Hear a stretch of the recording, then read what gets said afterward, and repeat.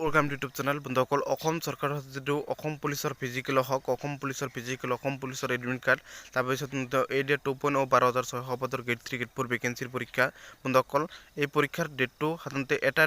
দিনতে মুকলি হ'ব আৰু ইতিমধ্যে সকলোৱে গম পাইছে জুলাই আগষ্ট ছেপ্টেম্বৰ মাহতে সকলোবোৰ পৰীক্ষা ফিজিকেল অনুষ্ঠিত হ'ব আৰু এডমিট কাৰ্ডটো আচলতে কেতিয়া মুকলি হ'ব এডমিট কাৰ্ডটো আগতীয়াকৈ মুকলি হ'ব আপোনালোকক মই কৈছোঁ এডমিট কাৰ্ড আগতীয়াকৈ মুকলি হ'ব কিন্তু আপোনালোকৰ সাধাৰণতে পৰীক্ষাসমূহ অলপমান দেৰিকৈ অনুষ্ঠিত হ'ব কাৰণ পৰীক্ষা দেৰিকৈ অনুষ্ঠিত হোৱাৰ এটাই কাৰণ সেইটো হৈছে ইলেকশ্যন আছে আৰু ফেব্ৰুৱাৰী মাহত মেট্ৰিক পৰীক্ষা হাই ছেকেণ্ডেৰী পৰীক্ষা আছে আৰু পৰীক্ষাসমূহ সেৱাই পাতে আৰু সেৱাৰ ফালৰ পৰা মেট্ৰিক পৰীক্ষা হাই ছেকেণ্ডেৰী পৰীক্ষা ইতিমধ্যে পতা হৈছে প্ৰতি বছৰৰ দৰে এইবাৰো সাধাৰণতে মেট্ৰিক পৰীক্ষা হাই ছেকেণ্ডেৰী পৰীক্ষা হ'ব আৰু আপোনাৰ পৰীক্ষাসমূহ আপোনাৰ ফেব্ৰুৱাৰী মাহতে সাধাৰণতে ডেটটো হৈ গৈছে পৰীক্ষাসমূহ সকলোৱে সাজু হৈ আছে লাখ সাধাৰণতে ল'ৰা ছোৱালী আৰু আপোনাৰ সাধাৰণতে আপোনাৰ ইতিমধ্যে এই গ্ৰেড 3 গ্ৰেড 4 ভেকেঞ্চিৰ পৰীক্ষাটো আপোনাৰ সাধাৰণতে 26 জানুৱাৰী তাৰিখে সাধাৰণতে প্ৰকাশ পাব মুখ্যমন্ত্ৰী ডাঙৰীয়াই ঘোষণা কৰিব আৰু অসম পুলিচৰ ফিজিকেলটো আপোনাৰ 26 জানুৱাৰী তাৰিখে ঘোষণা কৰিব আৰু আপোনাৰ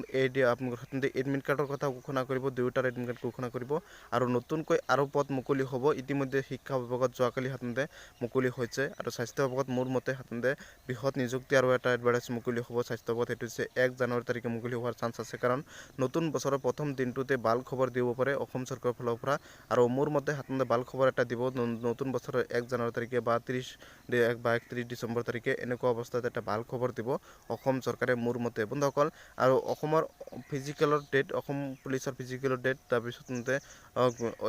আসাম ডাইৰেক্ট ৰিক্ৰুটমেণ্ট 12,600 পদৰ গ্ৰেড 3 তিনিটা ষ্টেপ গ্ৰেড 4 তিনিটা ষ্টেপ সেইটোৰ পৰীক্ষাৰ ডেট বন্ধুসকল এডমিট কাৰ্ডৰ ডেট সকলোবোৰ 26 জানুৱাৰী তাৰিখে দিয়া হ'ব 100% সঁচা বন্ধুসকল কিন্তু আপোনালোক মই কৈছোঁ ডেটটো 26 জানুৱাৰী তাৰিখে দিলেও আপোনালোক মোটামুটি একমাহ মোটামুটি ওচৰা-ওচৰি একমাহ সময় আছে বন্ধুসকল 26 জানুৱাৰী যদি দিয়া হয় মোটামুটি একমাহ সাধাৰণতে 29 দিন আৰু সময় আছে আজি হৈছে 28 সাধাৰণতে 28 ডিচেম্বৰ তাৰিখ বন্ধুসকল আৰু কাৰণ 31 মাৰ্চ হয় আৰু ডিচেম্বৰ মাহটো আৰু 29 দিন সময় আছে 29 দিন পিছতে ঘোষণা কৰিব এই 29 দিন আপোনালোকে প্ৰিপাৰেশ্যন বাদ নিদিব আৰু আপোনালোকৰ সাধাৰণতে এই 26 জানুৱাৰী তাৰিখে ঘোষণা কৰিব আৰু পৰীক্ষাটো সাধাৰণতে আচলতে অসম পুলিচৰ ফিজিকেলটো আচলতে জুলাই মাহতে অনুষ্ঠিত হ'ব তাৰ আগতে নহয় কাৰণ ইলেকশ্যন আছে ইলেকশ্যনৰ পিছত অনুষ্ঠিত হ'ব মানে জুলাই মাহতে হ'ব আৰু এডমিট কাৰ্ডটো মোটামুটি একমাহ আগতে দিব বা 2 মাহ আগতে দিব তাতকৈ বেছি আগত নিদিয়ে আৰু অসম পুলিচৰ এডমিট কাৰ্ড যোৱা বছৰ একমাহ আগতে দিছিল ডেৰ মাহ আগতে দিছিল বন্ধুসকল আৰু তেনেকৈ দিব কিন্তু আপোনালোকৰ ফিজিকেলটো সাধাৰণতে জুলাই বা 3 জুলাই তাৰিখৰ পৰা অসম পুলিচৰ ফিজিকেলসমূহ অনুষ্ঠিত হ'ব অসম পুলিচৰ সাধাৰণতে প্ৰত্যেকখন জিলাতে ফিজিকেল অনুষ্ঠিত নহয় আগৰ নিয়মটো কেঞ্চেল আগৰ সাধাৰণতে সকলোবোৰ কেঞ্চেল হৈছে আৰু অসম পুলিচৰ ফিজিকেলসমূহ সাধাৰণতে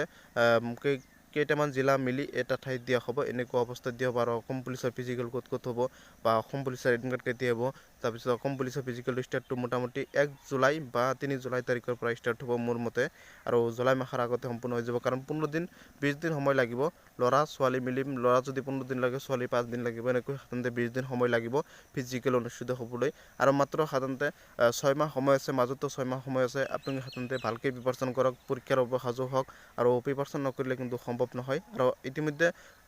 এডিয়া 2.0 12,600 পদ যি আছে এডিয়া 2.0 12,600 পদৰ আপোনালোকৰ সাধাৰণতে ঘোষণা কৰিব আপোনালোকৰ 26 সাধাৰণতে জানুৱাৰী তাৰিখে কিন্তু এটা কথা ক'বলৈ বিচাৰিছোঁ 26 জানুৱাৰী তাৰিখে ঘোষণা কৰিলেও এডিয়াৰ এডমিট কাৰ্ডৰ সাধাৰণতে আগতে মুকলি কৰিব কাৰণ 20-25 লাখ প্লাছো হৈ যাব 25 লাখ প্লাছো হৈ যাব পাৰে এপ্লাইটো বন্ধুসকল কাৰণ লাখ ল'ৰা ছোৱালী এপ্লাই কৰিছে কোনো ধৰণৰ পে'মেণ্ট কাটিব নালাগিছিল 50 দিন ধৰি এপ্লাই হৈ আছিল বন্ধুসকল অহাকালি লাষ্ট ডেট বন্ধুসকল আৰু চাৰ্ভাৰ প্ৰব্লেম আছে এতিয়া কোনো এপ্লাই কৰিব নোৱাৰিব আৰু আপোনালোকক মই কৈছোঁ বহুতে লাখ ল'ৰা ছোৱালী এপ্লাই কৰিছে যিসকলে এপ্লাই কৰিবলগীয়া আছে বা যিসকলে পৰীক্ষা দিব তেওঁলোকে ইতিমধ্যে এপ্লাই কিন্তু কৰিছে 100% বন্ধুসকল ইতিমধ্যে আপোনালোকৰ এই গ্ৰেড 3 গ্ৰেড 4 ভেকেঞ্চিৰ পৰীক্ষাৰ বাবে আপোনালোকৰ 26 জানুৱাৰী তাৰিখে ঘোষণা কৰিব কিন্তু পৰীক্ষাটো সাধাৰণতে জুলাই আগষ্ট ছেপ্টেম্বৰ মাহত অনুষ্ঠিত হ'ব গ্ৰেড 3 তিনিটা ষ্টেপ আছে গ্ৰেড 4 তিনিটা ষ্টেপ আছে সকলো পৰীক্ষা ষ্টেপ বাই ষ্টেপ পৰীক্ষা হ'ব আৰু সকলো কোৱালিফিকেশ্যন হ'ব বহুতে কৈ আছে গ্ৰেড 3 এটাই পৰীক্ষা হ'ব গ্ৰেড 4 এটাই হ'ব বন্ধুসকল কোৱালিফিকেশ্যন বেলেগ 8 পাছৰ পৰা 12 পাছৰ ভিতৰত তিনিটা কোৱালিফিকেশ্যন হিচাপত তিনিটা এপ্লাই হৈছে গ্ৰেড 3 তেনেকৈ হৈছে ডিপ্ল'মা দ্বাৰা ITI আপোনাৰ নাৰ্ছিঙৰ বা আপোনালোকৰ বেলেগ পদ বা 12 পাছৰ আছে বন্ধুসকল, গ্ৰেড 3 বন্ধুসকল 10 পাছৰ আছে। সেইবাবে কৈছোঁ কোৱালিফিকেশ্যন বেলেগ, এপ্লাইটো বেলেগ বেলেগ হ'ব। পৰীক্ষাটো জুলাই আগষ্ট ছেপ্টেম্বৰ মাহতে অনুষ্ঠিত হ'ব। কেতিয়া ঘোষণা কৰিব কি কৰিব কোনো কথা নাই, কিন্তু আপোনালোকৰ জুলাই আগষ্ট ছেপ্টেম্বৰ মাহতে 100% পৰীক্ষাটো হ'ব। ফিক্সড বুলি ধৰি লওক, মই কৈছোঁ জুলাই মাহৰ আগতে কেতিয়াও পৰীক্ষা অনুষ্ঠিত হ'ব নোৱাৰে গ্ৰেড 3 গ্ৰেড 4 ভেকেঞ্চিত। বন্ধুসকল যিসকলে বেয়াকৈ বা ভুলকৈ ভিডিঅ' বনাই আছে তেওঁলোকক কৈছোঁ জুলাই মাহৰ আগতে কেতিয়াও সম্ভৱ নহয় এই পৰীক্ষা অনুষ্ঠিত কৰিবলৈ, কাৰণ ইলেকশ্যন আছে আৰু ইলেকশ্যনৰ আগতে মেট্ৰিক পৰীক্ষা হায়াৰ ছেকেণ্ডেৰী পৰীক্ষা আছে। আৰু এতিয়ালৈকে সম্পূৰ্ণ লাষ্ট ডেটে হোৱা নাই বন্ধুসকল, অহাকালি লাষ্ট ডেট বন্ধুসকল, কাৰণ এক মাহৰ ভিতৰতে কোনো সম্ভৱ নহয়। 25 লাখ ল'ৰা ছোৱালী হাততে আছে আৰু জুলাই মাহতে আৰু জানুৱাৰী মাহৰ শেষতেই মুখ্যমন্ত্ৰী ডাঙৰীয়াই ঘোষণা কৰিছে যে আপোনাৰ জানুৱাৰী মাহৰ শেষতেই মুখ্যমন্ত্ৰী ডাঙৰীয়াই ডেটটো জনাব। সকলোৱে শ্বেয়াৰ কৰি দিব চেনেলটো, ভিডিঅ'টো শ্বেয়াৰ কৰি দিব, চেনেলটো ছাবস্ক্ৰাইব কৰি দিব। হাত জোৰ কৰি নিজৰ দাদা বাইটি বুলি চেনেলটো ছাবস্ক্ৰাইব কৰিবলৈ জনাব। বন্ধুসকল এই পৰীক্ষাৰ ডেটটো সাধাৰণতে এটা দিনতে মুকলি হ'ব আৰু ইতিমধ্যে সকলোৱে গমে পাইছে জুলাই আগষ্ট ছেপ্টেম্বৰ মাহতে সকলোবোৰ পৰীক্ষা ফিজিকেল অনুষ্ঠিত হ'ব। আৰু এডমিট কাৰ্ডটো আচলতে কেতিয়া মুকলি হ'ব, এডমিট কাৰ্ডটো আগতীয়াকৈ মুকলি হ'ব। আপোনালোকক মই কৈছোঁ এডমিট কাৰ্ড আগতীয়াকৈ মুকলি হ'ব, কিন্তু আপোনালোকৰ সাধাৰণতে পৰীক্ষাসমূহ অলপমান দেৰিকৈ অনুষ্ঠিত হ'ব। কাৰণ পৰীক্ষা দেৰিকৈ অনুষ্ঠিত হোৱাৰ এটাই কাৰণ, সেইটো হৈছে ইলেকশ্যন আছে আৰু ফেব্ৰুৱাৰী মাহত মেট্ৰিক পৰীক্ষা হায়াৰ ছেকেণ্ডেৰী পৰীক্ষা আছে আৰু পৰীক্ষাসমূহ সেৱাই পাতে। আৰু সেৱাৰ ফালৰ পৰা মেট্ৰিক পৰীক্ষা হায়াৰ ছেকেণ্ডেৰী পৰীক্ষা ইতিমধ্যে পতা হৈছে। প্ৰতি বছৰৰ দৰে এইবাৰো সাধাৰণতে মেট্ৰিক পৰীক্ষা হায়াৰ ছেকেণ্ডেৰী পৰীক্ষা হ'ব। আৰু আপোনাৰ পৰীক্ষাসমূহ আপোনাৰ ফেব্ৰুৱাৰী মাহতে সাধাৰণতে ডেটটো হৈ গৈছে। পৰীক্ষাবোৰ সকলোৱে সাজু হৈ আছে, লাখ লাখ সাধাৰণতে ল'ৰা ছোৱালী। আৰু আপোনালোকৰ সাধাৰণতে আপোনাৰ ইতিমধ্যে এই গ্ৰেড 3 গ্ৰেড 4 ভেকেঞ্চিৰ পৰীক্ষাটো আপোনালোকৰ সাধাৰণতে 26 জানুৱাৰী তাৰিখে সাধাৰণতে প্ৰকাশ পাব, মুখ্যমন্ত্ৰী ডাঙৰীয়াই ঘোষণা কৰিব। আৰু অসম পুলিচৰ ফিজিকেলটো আপোনালোকৰ 26 জানুৱাৰী তাৰিখে ঘোষণা কৰিব। আৰু আপোনালোকৰ সাধাৰণতে এডমিট কাৰ্ডৰ কথা ঘোষণা কৰিব, দুয়োটাৰ এডমিট কাৰ্ড ঘোষণা কৰিব। আৰু নতুনকৈ আৰু পদ মুকলি হ'ব। ইতিমধ্যে শিক্ষা বিভাগত যোৱাকালি সাধাৰণতে মুকলি হৈছে। আৰু স্বাস্থ্য বিভাগত মোৰ মতে সাধাৰণতে বৃহৎ নিযুক্তি আৰু এটা এডভাৰটাইজ মুকলি হ'ব স্বাস্থ্য বিভাগত, সেইটো হৈছে 1 জানুৱাৰী তাৰিখে মুকলি হোৱাৰ চান্স আছে। কাৰণ নতুন বছৰৰ প্ৰথম দিনটোতে ভাল খবৰ দিব পাৰে অসম চৰকাৰৰ ফালৰ পৰা। আৰু মোৰ মতে সাধাৰণতে ভাল খবৰ এটা দিব নতুন বছৰৰ 1 জানুৱাৰী তাৰিখে বা 31 ডিচেম্বৰ তাৰিখে, এনেকুৱা অৱস্থাত এটা ভাল খবৰ দিব অসম চৰকাৰে মোৰ মতে বন্ধুসকল। আৰু অসমৰ ফিজিকেলৰ ডেট, অসম পুলিচৰ ফিজিকেলৰ ডেট, তাৰপিছত আসাম ডাইৰেক্ট ৰিক্ৰুটমেণ্টৰ 12,600 পদৰ গ্ৰেড 3 তিনিটা ষ্টেপ, গ্ৰেড 4 তিনিটা ষ্টেপ, সেইটোৰ পৰীক্ষাৰ ডেট বন্ধুসকল, এডমিট কাৰ্ডৰ ডেট সকলোবোৰ 26 জানুৱাৰী তাৰিখে দিয়া হ'ব। 100% সঁচা বন্ধুসকল। কিন্তু আপোনালোকক মই কৈছোঁ ডেটটো 26 জানুৱাৰী তাৰিখে দিলেও আপোনালোকৰ মোটামুটি একমাহ, মোটামুটি ওচৰা-ওচৰি একমাহ সময় আছে বন্ধুসকল। 26 জানুৱাৰী যদি দিয়া হয় মোটামুটি একমাহ, সাধাৰণতে 29 দিন আৰু সময় আছে। আজি হৈছে 28, সাধাৰণতে 28 ডিচেম্বৰ তাৰিখ বন্ধুসকল। আৰু কাৰণ 31 মাৰ্চ হয় আৰু ডিচেম্বৰ মাহটো, আৰু 29 দিন সময় আছে। 29 দিন পিছতে ঘোষণা কৰিব। এই 29 দিন আপোনালোকে প্ৰিপাৰেশ্যন কৰিব, প্ৰিপাৰেশ্যন বাদ নিদিব। আৰু আপোনালোকৰ সাধাৰণতে এই 26 জানুৱাৰী তাৰিখে ঘোষণা কৰিব। আৰু পৰীক্ষাটো সাধাৰণতে আচলতে অসম পুলিচৰ ফিজিকেলটো আচলতে জুলাই মাহতে অনুষ্ঠিত হ'ব, তাৰ আগতে নহয়। কাৰণ ইলেকশ্যন আছে, ইলেকশ্যনৰ পিছত অনুষ্ঠিত হ'ব, মানে জুলাই মাহতে হ'ব। আৰু এডমিট কাৰ্ডটো মোটামুটি একমাহ আগতে দিব বা 2 মাহ আগতে দিব, তাতকৈ বেছি আগত নিদিয়ে। আৰু অসম পুলিচৰ এডমিট কাৰ্ড যোৱা বছৰ একমাহ আগতে দিছিল, ডেৰ মাহ আগতে দিছিল বন্ধুসকল। আৰু তেনেকৈ দিব, কিন্তু আপোনালোকৰ ফিজিকেলটো সাধাৰণতে জুলাই বা 3 জুলাই তাৰিখৰ পৰা অসম পুলিচৰ ফিজিকেলসমূহ অনুষ্ঠিত হ'ব। অসম পুলিচৰ সাধাৰণতে প্ৰত্যেকখন জিলাতে ফিজিকেল অনুষ্ঠিত নহয়, আগৰ নিয়মটো কেঞ্চেল, আগৰ সাধাৰণতে সকলোবোৰ কেঞ্চেল হৈছে। আৰু অসম পুলিচৰ ফিজিকেলসমূহ সাধাৰণতে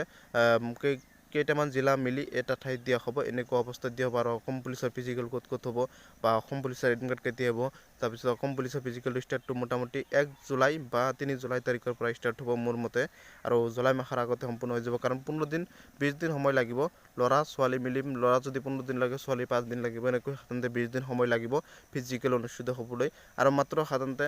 6 মাহ সময় আছে, মাজতো 6 মাহ সময় আছে। আপোনালোকে সাধাৰণতে ভালকৈ প্ৰিপাৰেশ্যন কৰক, পৰীক্ষাৰ বাবে সাজু হওক। আৰু প্ৰিপাৰেশ্যন নকৰিলে কিন্তু সম্ভৱ নহয়। আৰু ইতিমধ্যে এডিয়া 2.0 12,600 পদ যি আছে, এডিয়া 2.0 12,600 পদৰ আপোনালোকে সাধাৰণতে ঘোষণা কৰিব আপোনালোকৰ 26 সাধাৰণতে জানুৱাৰী তাৰিখে। কিন্তু এটা কথা ক'বলৈ বিচাৰিছোঁ, 26 জানুৱাৰী তাৰিখে ঘোষণা কৰিলেও এডিয়াৰ এডমিট কাৰ্ডৰ সাধাৰণতে আগতে মুকলি কৰিব। কাৰণ 20-25 লাখ প্লাছো হৈ যাব, 25 লাখ প্লাছো হৈ যাব পাৰে এপ্লাইটো বন্ধুসকল। কাৰণ লাখ লাখ ল'ৰা ছোৱালী এপ্লাই কৰিছে, কোনো ধৰণৰ পে'মেণ্ট কাটিব নালাগিছিল। 50 দিন ধৰি এপ্লাই হৈ আছিল বন্ধুসকল, অহাকালি লাষ্ট ডেট বন্ধুসকল। আৰু চাৰ্ভাৰ প্ৰব্লেম আছে, এতিয়া কোনো এপ্লাই কৰিব নোৱাৰিব। আৰু আপোনালোকক মই কৈছোঁ বহুতে লাখ লাখ ল'ৰা ছোৱালী এপ্লাই কৰিছে, যিসকলে এপ্লাই কৰিবলগীয়া আছে বা যিসকলে পৰীক্ষা দিব তেওঁলোকে ইতিমধ্যে এপ্লাই কিন্তু কৰিছে 100%। বন্ধুসকল ইতিমধ্যে আপোনালোকৰ এই গ্ৰেড 3 গ্ৰেড 4 ভেকেঞ্চিৰ পৰীক্ষাৰ বাবে আপোনালোকৰ 26 জানুৱাৰী তাৰিখে ঘোষণা কৰিব কিন্তু পৰীক্ষাটো সাধাৰণতে জুলাই আগষ্ট ছেপ্টেম্বৰ মাহত অনুষ্ঠিত হ'ব গেট 3 তিনিটা ষ্টেপ আছে গেট 4 তিনিটা ষ্টেপ আছে সকলো পৰীক্ষা ষ্টেপ বাই ষ্টেপ পৰীক্ষা হ'ব আৰু সকলো কোৱালিফিকেশ্যন হ'ব বহুতে কৈ আছে গেট 3 এটাই পৰীক্ষা হ'ব গেট 4 এটাই হ'ব বন্ধুসকল কোৱালিফিকেশ্যন বেলেগ বেলেগ 8 পাছৰ পৰা 12 পাছৰ ভিতৰত তিনিটা কোৱালিফিকেশ্যন হিচাপত তিনিটা এপ্লাই হৈছে